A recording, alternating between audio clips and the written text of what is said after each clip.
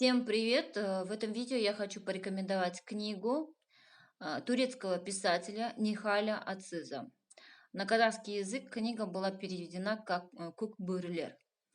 В оригинале это дилогия, и в этой дилогии, собственно, рассказывается, в первой части рассказывается о том, как был уничтожен Гоктюркский каганат Китаем, и как Китай поработил тюркские народы, и угонял людей, значит, в рабство и совершал разные непотребные вещи в отношении тюрков. Во второй книге, значит, поднимается тема того, как тюрки восстали против китайского ига и смогли создать второй тюркский каганат.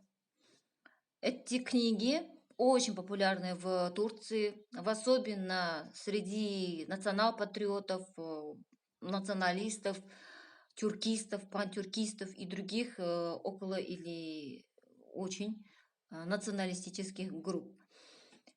Собственно, даже курды в Турции довольно хорошо знают эту книгу, читают ее, вдохновляются ею, но не так вот, да, там, а именно в свой курдский национализм они уходят. Я считаю, что эта книга должна быть в официальной литературе Казахстана, в школьной программе. На Каспе эта книга есть на казахском языке, на русском, по-моему, ее нету, не переводили.